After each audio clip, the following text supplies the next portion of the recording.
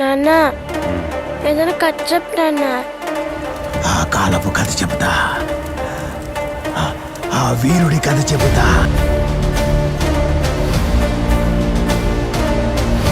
మీ కళ్ళ ఎదుట సీను ఉన్నాడు.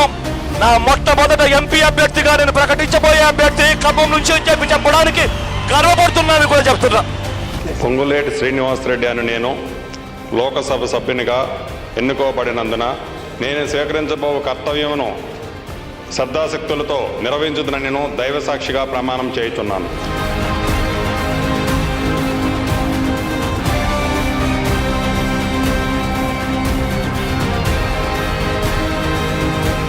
ఖమ్మం ఎంపీ పొంగులేటి శ్రీనివాసరెడ్డి గులాబీ తీర్థం పుచ్చుకున్నారు.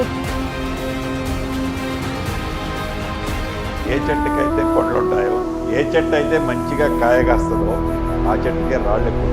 బ్రేకింగ్ న్యూస్ చూస్తున్నాం. మాజీ ఎంపీ పొంగులేటి శ్రీనివాసరెడ్డిలను పార్టీ నుంచి సస్పెండ్ చేసింది. ఇప్పుడేం చేస్తాడు మీ hero? Will he give up? గాయపడిన సింహం నుంచి వచ్చే శ్వాస గర్జన కన్నా భయంకరంగా ఉంటుంది. శ్రీనివాసరెడ్డి గారు గత కొన్ని నెలలుగా ఎక్కడ విన్నా తెలంగాణలో పొంగులేటి పొంగులేటి పొంగులేటి వినిపిస్తుంది.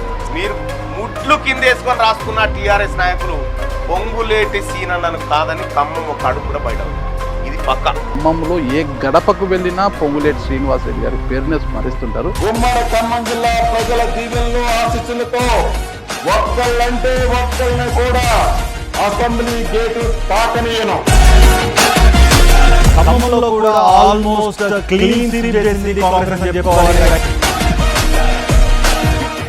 పొంగులేటి శ్రీనివాసరెడ్డి కూడా భారీ మెజార్టీతో ఇక్కడ గెలుపొందడం జరిగింది.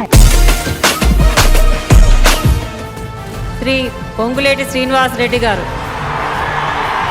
పొంగులేటి శ్రీనివాసరెడ్డి అనే నేను శాసనము ద్వారా నిర్ణీతమైన భారత రాజ్యాంగం పట్ల నిజమైన విశ్వాసం విధేయత చూపుతానని, భారతదేశ సార్వభౌమాధికారాన్ని సమగ్రతను కాపాడుతానని, తెలంగాణ రాష్ట్ర మంత్రిగా నా కర్తవ్యాలను శ్రద్ధతో అంతఃకరణ శుద్ధితో నిర్వహిస్తానని, భయం కానీ పక్షపాతం కానీ రాగద్వేషాలు కానీ లేకుండా రాజ్యాంగాన్ని శాసనాలను అనుసరించి ప్రజలకు న్యాయం చేస్తానని పవిత్ర హృదయంతో ప్రతిజ్ఞ చేస్తున్నాను. జనమే పొగిడే ముఖమే వద్దంటావే